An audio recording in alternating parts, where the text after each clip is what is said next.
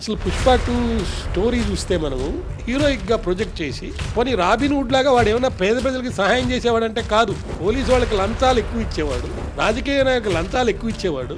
వాడి దగ్గర ఉండి ఎవరైతే దొంగతనాలు లేకపోతే చెప్పినవన్నీ చేస్తుంటారో వాళ్ళకి ఎక్కువ సహాయం చేసేవాడు. అంతే తప్ప పేద ప్రజలకు చేసేవాడుగా ఏమో ఆ సినిమాలో చూపలా. కుమార్ గారు ఎంతమంది పిల్లల్లో టాలెంట్ని స్కిల్స్ని డెవలప్ చేసిన వాళ్ళు. ఏమంటే మంచి సబ్జెక్ట్ తీసుకోవచ్చు కదా. మీకు ఫస్ట్ పుష్ప తీసినప్పుడే పవన్ కళ్యాణ్ లాంటి వాళ్ళు కామెంట్ చేశారు, ఇప్పుడు పుష్ప 2 కాదట, పుష్ప 3, 4, 5, 6 తీస్తారని చెప్పేసి ఒక ప్రొజెక్షన్ ఇచ్చారు. మరి మీరు ఇలాంటి సినిమాలు తీస్తే ఈ ఓటీటీలు లేదా ఈ హింసాత్మక యూట్యూబుల్లో వచ్చిన చూసి నేరాలు చేసే పిల్లలు కనుక తయారైతే ఈ దేశమే అయిపోతుంది. నమస్తే, నేను మీ మాధురి. పేపర్ తెరిస్తే చాలు ఎన్నో ఘోరాలు చూడాల్సి వస్తుంది.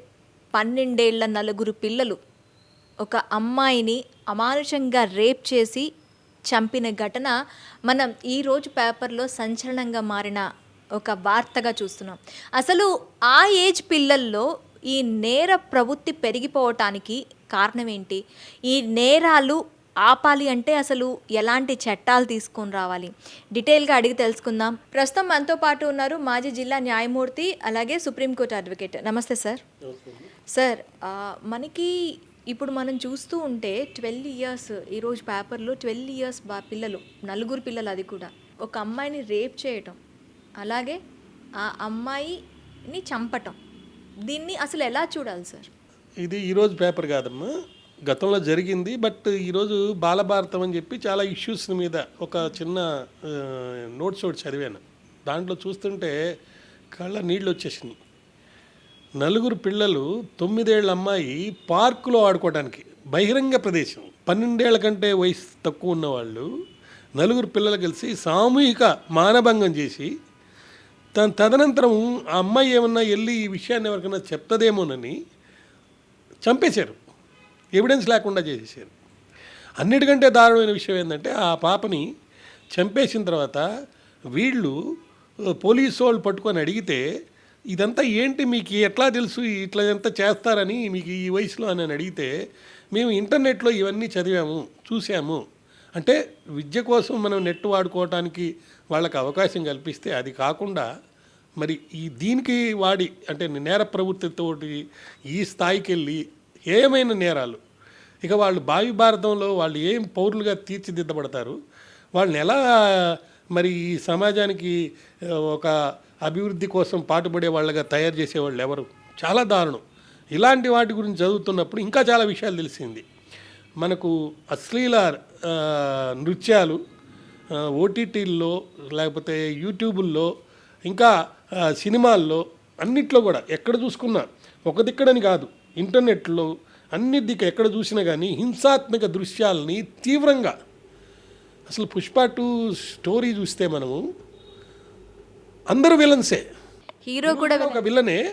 ఆ హీరోని ఎక్కువ నేరాలు చేస్తున్నాడు కాబట్టి, తెలివిగా నేరాలు చేస్తున్నాడు కాబట్టి హీరోయిక్గా ప్రొజెక్ట్ చేసి వాడేదో రాబిన్ వుడ్ లాగా, పోనీ రాబిన్ వుడ్ లాగా వాడు ఏమైనా పేద ప్రజలకి సహాయం చేసేవాడంటే కాదు. పోలీసు వాళ్ళకి లంచాలు ఎక్కువ ఇచ్చేవాడు, రాజకీయ నాయకులకు లంచాలు ఎక్కువ ఇచ్చేవాడు. వాడి దగ్గర ఉండి ఎవరైతే దొంగతనాలు లేకపోతే చెప్పినవన్నీ చేస్తుంటారో వాళ్ళకి ఎక్కువ సహాయం చేసేవాడు. అంతే తప్ప పేద ప్రజలకు చేసేవాడుగా ఏమో ఆ సినిమాలో చూపలా. ఆ సినిమాకి 1000 కోట్లు ఖర్చు, 700 కోట్లు 4 రోజుల్లో వచ్చిందని ఒక వార్తలు మనం వింటున్నాం. నేను ఆ సినిమా చూశాను, మామూలుగానే ఉంది, కానీ అంత పెద్ద టాప్ మోస్ట్ సినిమా 1000 కోట్లు ఖర్చు పెట్టి ఆస్కార్ అవార్డు వచ్చేంత స్థాయిలో అయితే లేదు. అంత డబ్బు ఖర్చు పెట్టినప్పుడు ఎక్స్పర్ట్స్ వస్తారు అన్ని రంగాల్లో, దాని తగ్గట్టుగా సినిమా కూడా బాగానే ఉంటుంది. బట్ ఎక్స్ట్రాడినరీ ఏదో ఆస్కార్ అవార్డు వచ్చేసేంత అయితే నాకు కనపడలేదు. కానీ ఇక్కడ పాయింట్ ఏంటంటే అది డైరెక్ట్ చేసిన వాళ్ళు కానీ, స్టోరీ రాసిన వాళ్ళు కానీ, యాక్ట్ చేసిన వాళ్ళు కానీ, వాళ్ళకి సామాజిక దృక్పథం అంటే జవాబుదారితనం ఎక్కడుంది? ఏమండి, హానెస్టీ ఎక్కడుంది మీకు? దేశం ఏమైపోద్ది, ప్రజలు ఏమైపోతారు? ఒక నేరం చేసే హయ్యెస్ట్ నేరం చేయగలిగినోడు, అతి తెలివిగలగా నేరం చేయగలిగినోడు వాడి స్వార్థం కోసం, ఏమండి, వాడి ఇంటి పేరు కోసమో, లేకపోతే వాడి సినిమా చూశాను నేను, వాడి పెళ్ళాం అడిగిందని ఫోటో సీఎంతో తీసుకోమంటే తీసుకోలేకపోతే ఆ సీఎంలో ఇవ్వనన్నాడు కాబట్టి సీఎంనే మార్చేసే స్థాయికి దొంగ డబ్బు పెట్టి చేసిన. అంటే మీరు చెప్తుంది ఏంటి అంటే ఇలాంటి నేర ప్రవృత్తి అంతా కూడాను మనకి ఈ సినిమా రంగాల ద్వారాను సోషల్ మీడియా ద్వారాను అండ్ ఇంటర్నెట్ ఎక్కువగా అవైలబుల్గా ఉండటం వల్ల కానీ ఇవి ఎక్కువగా ఈ నేరాలు ఈ ఏజ్లో పిల్లలు నేరాలు చేయడానికి కారణం అని చెప్తున్నారా? అంటే ఈ దృశ్యాలకి తీవ్రంగా ప్రభావితులవుతున్నారు. ఒక విషయం చెప్తాను మీకు, తిండికి కూడా లేని తల్లిదండ్రులు చాలామంది ఉన్నారు. కష్టపడి సంపాదించాలి ఆ రోజు. ఏమండి, వాళ్ళ యొక్క ఆర్థిక అవసరాలు లేకపోతే నేపథ్యంలో పొట్టకూలి కోసం వాళ్ళ పనుల్లో వాళ్ళు ఉంటే ఈ పిల్లల్ని చూసే అంత పరిస్థితి వీళ్ళకి లేదు.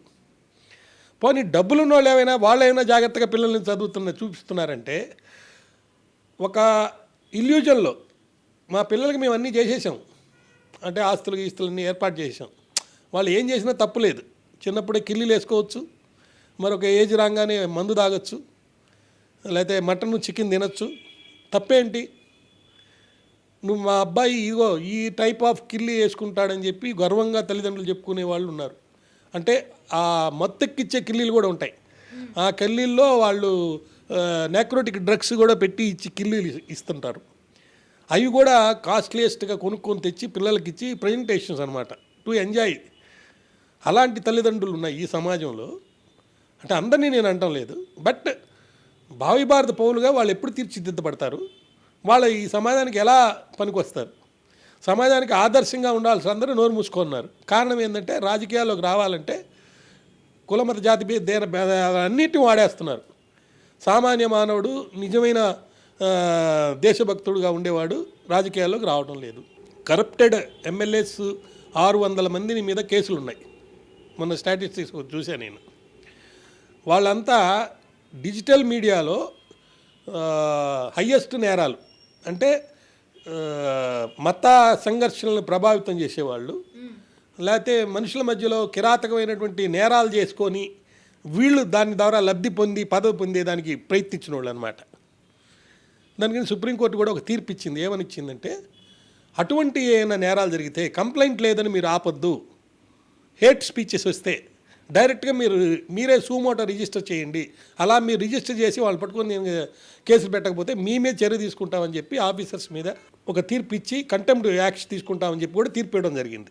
ఏ పరిస్థితుల్లో ఈ నెట్ అంటే అశ్లీల దృశ్యాలు కానీ, ఇంటర్నెట్ కానీ, లేకపోతే ఓటీటీలు కానీ, సినిమా రంగం కానీ, వాటిలో ఉన్నటువంటి కంటెంట్ విషయం చూస్తే చాలా ఒళ్ళు గగుర్పాట చెంది అసలు ఏం జరుగుతుంది. అన్నిటికంటే మెయిన్ డిజిటల్ నేరాలు. నిన్న ఒక 2 నేరాలు చూశాను. ఒక అమ్మాయి దగ్గర ₹1,00,000 కొట్టేశాడు వాడు. సింపుల్గా, నిన్ను డిజిటల్లో అరెస్ట్ చేస్తున్నాము, నీ అకౌంట్లో నుంచి డబ్బు మాకు పంపిస్తే దాన్ని మళ్ళీ ఆర్బీఐ చెక్ చేసి మళ్ళీ మీకు ఇస్తుందని చెప్పి. ఇంకొక అతని దగ్గర 85 లక్షలు కొట్టేశాడు ఒకడు. మీకు ఉదాహరణకి చెప్తున్నా. లక్కీగా ఈ అమ్మాయి 1 అవర్లోనే కంప్లైంట్ ఇచ్చింది. ఇంకొక అతను 80 లక్షలు పోయిన అతను కంప్లైంట్ ఇచ్చిన 1 అవర్ లోపల 30 lakhs రికవరీ చేయగలిగారు. సో ఈ డిజిటల్ నేరాలు ఎలా జరుగుతాయంటే, మీరు వీడియో ఓపెన్ చేయగానే ఒక పోలీస్ ఆఫీసర్ మీకు కనపడి చెప్తాడు, మీరు పలానా తారీఖున, వాడు కొంత మన ఇన్ఫర్మేషన్ తీసుంటాడనమాట. పలానా దగ్గర నుంచి పలానా దగ్గరికి ట్రావెల్ చేశారు, మీ బ్యాగ్లో దొరికినటువంటి ఒక వస్తువుని తీసి మేము చెక్ చేశాము, దాంట్లో నార్కోటిక్ డ్రగ్స్ ఉంది, లేకపోతే మీ అకౌంట్లో నుంచి పలానా అకౌంట్కి డబ్బులు పోయినాయి, మీరు ఈ నేరం చేశారు, ఈడీ చెక్ చేస్తుంది, మీ డబ్బంతా మీరు కనుక ట్రాన్స్ఫర్ చేస్తే పలానా అకౌంట్కి ఆర్బీఐ చెక్ చేసి కరెక్ట్గా ఉంటే మీ డబ్బు మీకు ఇచ్చేస్తుంది, లేకపోతే మేము తీసుకుంటామంటాడు. మరి ఫోన్లో చూసినంత మాత్రం మీరు నమ్మరు కదా వాడు పోలీస్ ఆఫీసరే కాదని. వెంటనే ఏం చేస్తారంటే, వాడి ఇంట్లోనే, అంటే మన ఇంట్లోనే, నాకు ఫోన్ వచ్చింది అనుకోండి, నా ఇంట్లోనే ఇంకొక రూమ్లో ఉన్న ఒక సన్నివేశాన్ని వాడి దగ్గర పెట్టుకుంటాడు. ఆ రూమ్లోనో లేకపోతే ఇంకో రూమ్లోనో నాకు తెలిసిన వాళ్ళు బందీగా ఉన్నట్టు చూపిస్తాడు, డిజిటల్ అరెస్ట్ చేసినట్టు. ఒక పర్టికులర్ కేసులో అయితే చాలా అన్యాయం ఏంటంటే, డిజిటల్ అరెస్ట్ చేశాము నువ్వు ఇక్కడి నుంచి కదలకూడదు, నువ్వు కదలతావేమో అని మాకు భయంగా ఉంది కాబట్టి నువ్వు మొత్తం అన్డ్రెస్ చేయమని ఆ అమ్మాయి చేత మొత్తం డ్రెస్ అంతా ఇప్పించేసేసి, అదే డ్రెస్లో నీ మీద వీడియో పెట్టున్నాము చూసుకో, ఈ వీడియోలో నీకు కనపడుతుంది కదా, నువ్వు కదిలావంటే ఇక్కడి నుంచి మేము ఫర్దర్ యాక్షన్ తీసుకుంటామని చెప్పి ఆ అమ్మాయిని అలాగే పెట్టి అక్కడి నుంచి ఆ అమ్మాయి యొక్క అకౌంట్లో నుంచి డబ్బులంతా ట్రాన్స్ఫర్ చేయించేశారు. దీనికి కారణం ఏంటంటే ఎవరైతే బాధితులు ఉన్నారో వాళ్ళు కూడా సమాజంలో కొన్ని తప్పులు చేసిన వాళ్ళు కనపడుతున్నారు, భయపడిపోతున్నారు. నేరుగా ఒక పోలీస్ ఆఫీసర్ వచ్చి మనల్ని అడిగితేనే మనం ధైర్యంగా చెప్తాం, నేనేం తప్పు చేయలేదని. అటువంటిది నీకు డిజిటల్ మీడియాలో నిన్ను భయపెట్టి నిన్ను అరెస్ట్ చేస్తున్నామని చెప్తే భయపడిపోయి అకౌంట్లో ఉన్న అమౌంట్ని మొత్తం కూడా ట్రాన్స్ఫర్ చేసేసి తర్వాత లబోదీపం అని అంటున్న వీళ్ళు ఎందుకు భయపడుతున్నారు అనేది చాలా ముఖ్యమైన విషయం. దానికి కారణం ఏంటంటే రక్షణ లేదు. నేను ఒక సందర్భంలో చెప్పాను, ప్రతి స్త్రీ కూడా స్వేచ్ఛ మరియు భయం మధ్యలో ప్రతి నిమిషం బతుకుతుందంట. ఒక నిర్ణయం తీసుకోవాలి, స్వేచ్ఛగా ముందుకెళ్ళాలా భయంతో ఆగిపోవాలా అని ప్రతి క్షణంలో వస్తుంది. లేదా 9 ఏళ్ల అమ్మాయిని మానభంగం చేయటం ఏందండి, ఇంత దారుణం. అసలు అది కూడా బహిరంగ ప్రదేశంలో, ఎస్, బహిరంగ ప్రదేశంలో జరిగింది. అంతేకాదండి, ఇంకా చాలా మంది అనమాట మానసిక శారీరక బాధలన్నీ దేనికి వస్తున్నాయంటే బాల్యంలో సెల్ ఫోన్స్, రాత్రైనా పగలైనా దాంట్లోనే ఉండి పబ్జీలు వాటిల్లో భయపడిపోయి అన్నీ చేయటం. ఇంకా కొన్ని విషయాలు చెప్తే మీరు ఆశ్చర్యంగా వేస్తారు. ఒక 10 ఏళ్ల స్టూడెంట్ 11 ఏళ్ల స్టూడెంట్, నేను పేరు డీటెయిల్స్ కూడా మీకు ఇస్తాను అన్నమాట. ఏంటంటే ఉపాధ్యాయులు కదా పిల్లల్ని తీర్చిదిద్దేటప్పుడు కొంచెం కఠినంగా ఉంటారు. కాలేజీకి రాలేదనో స్కూల్కి రాలేదనో మీరు సరిగ్గా చదువుకోవటం లేదనే ఒక కుర్రాడు మధ్యప్రదేశ్లోని ఛత్రపూర్ జిల్లాలో ఆలస్యంగా ఎందుకు వచ్చావని మందులు ఇచ్చాడంట. అయ్యవాన్ని చంపేశాడు. నన్ను అంటావా నువ్వు, నేను ఆలస్యంగా వచ్చానని. అదేవిధంగా ఇంకొక కుర్రాడు, ఇది మధ్యప్రదేశ్ ఛత్ర జిల్లాలో జరిగింది. ఒక ప్రిన్సిపాల్ని 12వ తరగతి విద్యార్థి 4 రోజుల క్రితం తుపాకీ పెట్టి కాల్చి చంపాడంట. అది వెపన్. వాడికి 12 ఏళ్ల కుర్రాడికి వెపన్ ఎక్కడి నుంచి వచ్చిందండి, తుపాకీ. అంటే 12 ఏళ్ల కుర్రాడికి కూడా వెపన్ దొరికే పరిస్థితుల్లో లా అండ్ ఆర్డర్ ఉంది. అది చాలా భయంకరమైన విషయం. ఛత్తీస్గఢ్లో దంతారీలో కత్తితో దాడి చేశాడంట టీచర్ మీద. ఎందుకు, నువ్వు స్కూల్కి రెగ్యులర్గా లేట్గా వస్తున్నావు అని. ఇంకా నీకు ఆశ్చర్యకరమైన విషయం ఏంటంటే ఏపీలో, ఆంధ్రప్రదేశ్లో ఇంతకు ముందు జరిగింది, నంద్యాలలో జరిగింది. ఒక అమ్మాయి ఆంధ్రప్రదేశ్లో రాయచోటి జిల్లాలో ఒక స్టూడెంటు టీచర్ ఏదో అడిగిన దానికి చేయి చేసుకొని టీచర్ని కొట్టాడంట. దానికి బాధపడిపోయి ఈ టీచరు ఉరేసుకొని ఆత్మహత్య చేసుకొని చచ్చిపోయాడంట. సార్, ఇవన్నీ చూస్తూ ఉంటే అసలు ఆ ఏజ్లో ఏం చెయ్యాలో ఏం చేయకూడదో తెలియని దీంట్లో ఒక డైలమాలో పిల్లలు బతుకుతున్నారు అనేది మనకి అర్థమవుతుంది. ఆ ఏజ్లో వాళ్ళకి అన్నమే సరిగ్గా ఎంత తినాలి ఎంత తినకూడదు అనే అవగాహన ఉండదు. అలాంటిది చంపే వరకు, చచ్చిపోయేలా బిహేవ్ చేసే వరకు వెళ్తున్నారు అంటే ఇలాంటి నేర ప్రవృత్తి ఇక మీదట జరగకుండా ఉండాలి అంటే ఇప్పుడు తీసుకురావాల్సిన చట్టాలు కానీ అవగాహన కానీ ఎలా ఉండాలి అంటారు? మీరు ఏం చేస్తే ఎన్ని రాకుండా పోతాయని మీరు అంటున్నారు. నా బాధ అంతా ఏంటంటే 2022లో ఈ చిన్న పిల్లలు చేసిన నేరాల సంఖ్య ఎంత తెలుసా? 32,000. చిన్నపిల్లలు చేసిన నేరాల సంఖ్య 32,000. ఇంకోటి చెప్తే ఇంకా ఆశ్చర్యపోతారు. హైదరాబాద్లో షీ టీమ్స్, ఎవరో కంప్లైంట్ ఇస్తే వెళ్తారు కదా షీ టీమ్స్, అసలు ఎవర్రా వీళ్ళని పట్టుకుంటే వాళ్ళంతా మైనర్లే ఉన్నారంట, ఎక్కువ మంది, నాట్ అబోవ్ 18 years. సో వాళ్ళు, అది కూడా కాదు, నిన్న ఒకటి చూసా నేను, స్కూటర్ని మెయిన్ బ్రిడ్జ్ మీద, అంటే మనం ఎయిర్పోర్ట్కి వెళ్ళే నరసింహరావు బ్రిడ్జి దాంట్లో ఎక్కడో అంటే ఒంటి చక్రం మీద లేపుకొని అందరూ పక్కన వెళ్తున్నారు కదా. వీడికి ఏమైనా జరిగితే అది వేరే విషయం, వాడే రిస్క్ తీసుకున్నాడు కాబట్టి. వాడు పెడితే మిగతా వాళ్ళకి ఆ కారులో స్పీడ్గా పోయే వాళ్ళు గుద్దేస్తారు కదమ్మా. అంత పబ్లిక్గా నేరం చేయడానికి సిద్ధపడిపోయినటువంటి యువత తయారైపోయింది. దీన్ని ఎలా కట్టడి చేయాలి ఏంటి అనే అవగాహన మీకు కావాలని మీరు అడుగుతున్నారు. దానికి నేను రెండు విషయాలు చెప్తాను. మార్కులు వస్తే చాలు పిల్లలకి స్కూల్లో, వాడు ఏం చేసినా తప్పులేదు. మార్కులు రాకపోతే వాడైనా ఆత్మహత్య చేసుకుంటాడు, లేకపోతే వాడికి రాలేదని పిల్లలైనా ఆత్మహత్య చేసుకుంటారు. 10వ క్లాస్లో మార్కులు రాలేదని ఏమవుద్ది? 10వ క్లాస్లో మార్కులు రాకపోతే నెక్స్ట్ ఇయర్ రాస్తాడు. 12వ క్లాస్లో MBBS సీట్ రాలేదు, ఏమవుతుంది? నెక్స్ట్ ఇయర్ రాస్తాడు. అంత మాత్రం అవగాహన లేదా మీకు? ఎందుకు పిల్లల మీద అంత ఒత్తిడి చేస్తున్నారు? చదువులంటే బట్టి బొట్టి ఏదో రాసేయటం, మీకు మక్కి అంటారు. మక్కి అంటే ఏది ఎట్లా ఉందో అట్లే దించేయటం అనమాట. ఇంకా వాడికి సృజనాత్మకత ఎక్కడి నుంచి వస్తుంది? ఈ అవార్డులు ఏదో ఇస్తే నంది అవార్డులని, ఆ అవార్డులని, ఈ అవార్డులని ఎక్కడి నుంచి వస్తుంది? ఈ మధ్య నేను ఢిల్లీలో నాకు ఒక సన్మానం జరిగినప్పుడు బహుదారి పిల్లలు, అంటే బహుదారి అంటే హిందీలో చెప్పారు వాళ్ళు, ధైర్యం చూపించిన పిల్లలు వాళ్ళు చేసిన పనులు చూస్తుంటే మన యువత కూడా, మన పిల్లలు కూడా అట్లా ఉన్నారా అని. నెహ్రూని కాపాడింది ఒక చిన్న పిల్లోడు. నెహ్రూ మనకు ప్రధానిగా అయినాడు కదా, ప్రధాని నెహ్రూగా ఉన్నప్పుడు ఆయన ప్రాణాన్ని కాపాడాడు ఒక చిన్న కుర్రోడే. అతని మీద ఒక స్టోరీ చేసి ఒక బుక్ రాసి మా ఫ్రెండ్ ఆ బుక్ నాకు ఇచ్చాడు, నా దగ్గర ఉంది. సో యువతలో కూడా మంచోళ్ళు ఉన్నారు, కానీ కాలం మారింది. నేటి వ్యవస్థలో డబ్బుకి, అధికారానికి, అశ్లీలతకి ఎక్కువ ప్రాధాన్యం ఇచ్చారు. సంస్కరణలు ఎవరు తీసుకురావాలో వాళ్ళు తేవడం లేదు. ఎందుకండి మీరు ఎగ్జిబిషన్ షోకి అంత డబ్బులు ఫ్రీ ఇచ్చారు పర్మిషను, చనిపోయిన తర్వాత ఇప్పుడు క్యాన్సిల్ చేస్తానంటున్నారు ఇది తెలంగాణ గవర్నమెంట్. తర్వాత టికెట్ 500 రూపాయలు, 500 రూపాయలతోటి ఎన్ని రోజులు, 5 రూపాయలు ఇప్పుడు భోజనం ఇక్కడ కదా, 5 రూపాయలకి ఎన్ని భోజనాలు వస్తాయి? 100 భోజనాలు వస్తాయి. రోజుకు 3 లెక్కన ఎన్ని వస్తాయి? ఒక నెల రోజులు ఒక మనిషి బతకొచ్చు కదా. మరి ఆంధ్రప్రదేశ్లో కూడా అంతకుముందు 3,000 రూపాయలు ఇస్తుంటే నెలంతా బతికారు కొంతమంది పిల్లకాయలు. అంటే నేను ఎందుకు చెప్తున్నా అంటే, టికెట్ 500 రూపాయలు పెట్టుకునే పర్మిషన్ మీరు ఎందుకు ఇచ్చారండి? వాళ్ళు అంత డబ్బు ఖర్చు పెట్టారు కాబట్టి అంతా మన దగ్గర నుంచి వసూలు చేయాలనే. సో అదొక భాగం.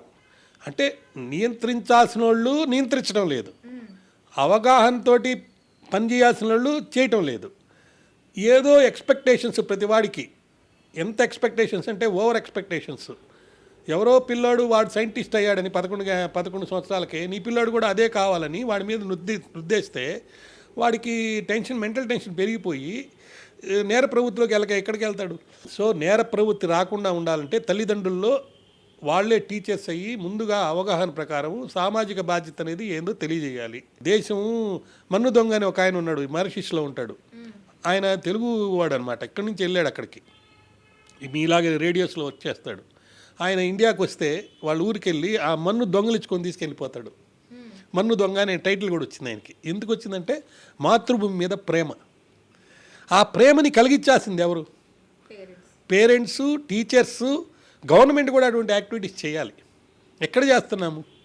మనం రాసుకున్నటువంటి రాజ్యాంగంలో, పీఠికలో రాసుకున్న అనేక ఆశయాల్లో అందరి మధ్యలో ఫ్రెండ్షిప్ ఉండాలని, స్నేహితము, బ్రదర్లీహుడ్ ఉండాలని.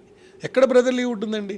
నలుగురు కలిసి ఒకే అమ్మాయిని మానభంగం చేశారంటే వాళ్ళ మైండ్లో ఏముంది? అసలు ఆ అమ్మాయిని ఒక అమ్మాయిగా ట్రీట్ చేశారా? వాళ్ళకున్న సెక్షువల్ లస్ట్, సెక్షువల్ జీల్, లేకపోతే సెక్స్ లస్ట్ అనే అవి కూడా ఆలోచించే ఏజ్ కాదేమో కదా సార్ అది. అవును, ఖచ్చితంగా చెప్పాలంటే అది కాదు. దానికి మెయిన్ కారణం ఏంటంటే వాళ్ళకి తల్లిదండ్రులు కానీ సమాజంలో కానీ ఎవరు గుడ్ ఫ్రెండ్స్ లేరు. వాళ్ళ కోసం టైం స్పేర్ చేసేవాళ్ళు లేరండి. పుష్ప 2లో ఒకడు పెళ్లి పీటల మీద తాళి కట్టాలి, నేను దానికి రాను, నేరానికి పోతాడు. దేనికి పోతారా అంటే నేను లాయల్ టు పుష్ప అంటాడు. దేనికి లాయల్ అంటే పుష్పగాడు పెద్ద నేరం చేస్తుంటే నేను ఇప్పుడు ఆయనకి సహాయం లేకపోతే ఆయన నేరం చేయలేకపోతాడు కాబట్టి నేను వెళ్తాను అని చెప్పి వెళ్తాడనమాట. దాన్ని అప్రిషియేట్ చేశారు ఈ జనం. ఏంటి, పెళ్ళి ముఖ్యమా, ఒక నేరానికి ఊతం ముఖ్యమా అంటే నేరానికి ఊతం ముఖ్యమని చూపిస్తే ఆ క్యారెక్టర్ని లెక్కల మాస్టర్ ఆయన సుకుమార్ గారు ఎంతమంది పిల్లల్లో టాలెంట్ని, స్కిల్స్ని డెవలప్ చేసిన వాళ్ళు. ఏమండి మంచి సబ్జెక్ట్ తీసుకోవచ్చు కదా మీకు. ఫస్ట్ పుష్ప తీసినప్పుడే పవన్ కళ్యాణ్ లాంటి వాళ్ళు కామెంట్ చేశారు, ఇంకా చాలామంది చెప్పారు మీకు. ఇప్పుడు పుష్ప 2 కాదట, పుష్ప 3, 4, 5, 6 తీస్తారని చెప్పేసి ఒక ప్రొజెక్షన్ ఇచ్చారు.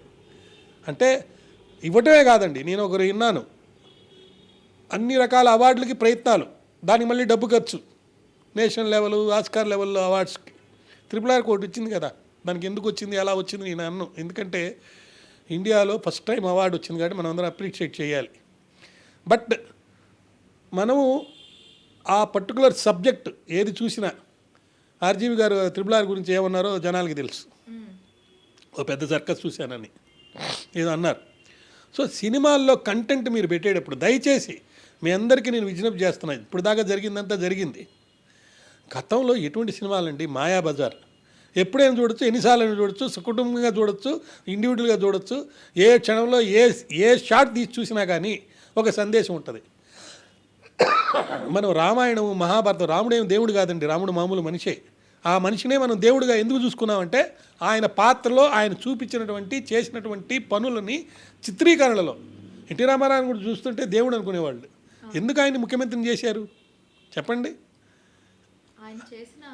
సినిమాల్లో ఆయన చేసినటువంటి కంటెంట్, వారు నాగేశ్వరరావు గారు ఉండంగా కొంత వేరే సబ్జెక్ట్ చేసినా కూడా కొన్నిసార్లు సబ్జెక్ట్ సరిగ్గా లేకపోతే రిజెక్ట్ చేసిన సందర్భాలు ఎన్నో ఉన్నాయి. సో ఇప్పుడు ఆ పరిస్థితి లేదు. వ్యాంప్ క్యారెక్టర్ కూడా ఒక పెద్ద చదువుకున్న డాక్టర్ ఆమె, ఏమండి, అమెరికాలో చదివింది, శ్రీలీల, మా న్యూ జెర్సీలోనే అక్కడ చదివింది. నువ్వు ఆ వ్యాంప్ క్యారెక్టర్ అయిపోతే ఏమవుద్దమ్మా డ్యాన్స్? కానీ నాకు వ్యాంప్గా కనపడలే ఆమె. అది ఒక హీరోయిన్ డ్యాన్స్ చేస్తున్నట్టే ఉంది. పాటలో మీనింగ్ వ్యాంప్గా ఉంది కానీ యాక్షను, లుక్స్ అంతా కూడా ఒక హీరోయిన్ లాగానే ఉంది. సో నేను ఎందుకు ఈ జర్నీ చెప్తున్నానంటే, నేను ఎవరి యొక్క హక్కుల్ని తప్పంటం లేదు. మీ హక్కులు మీకు ఉన్నాయి. మీకు right to freedom of speech and expression ఉంది కాబట్టి ఆర్టికల్ 19 కింద మీరు ఏ సినిమా అయినా తీయచ్చు. సెన్సార్ బోర్డు వాళ్ళు కనుక పర్మిషన్ ఇస్తే చూపించవచ్చు. కానీ ఇప్పుడు ఆంధ్ర రాష్ట్రంలో జరిగేది ఏం తెలుసా? అందరి మీద కేసులు పెట్టారు, ఇంక్లూడింగ్ ఆర్జీవి గారి మీద. ఏమండి, ఏమని? మీరు ఎక్స్లో చేసినటువంటి పలానా స్పీచ్ మీ వ్యక్తిగత స్వేచ్ఛ కోసం మీరు వాడుకుంది కాదు, ఏమండి, ఇతరుల్ని బాధ పెట్టారని. మరి మీరు ఇలాంటి సినిమాలు తీస్తే ఈ ఓటీటీలు లేదా ఈ హింసాత్మక యూట్యూబుల్లో వచ్చిన చూసి ఆ నేర ప్రవృత్తికి ఇదయ్యి నేరాలు చేసే పిల్లలు కనుక తయారైతే ఈ దేశమే అయిపోతుంది. సో ఒక ఎర్రచందనం అనేదాన్ని ఎలా స్మగిల్ చేయొచ్చు, దాని రేట్ ఎంత, ఎక్కడ దానికి ఇది ఉంటుంది, ఎందుకు ఉంటుంది, ఇవన్నీ ఒక పెద్ద ఇష్యూ అనమాట. నేను వేరే ఛానల్స్లో కూడా చెప్పాను దాని గురించి.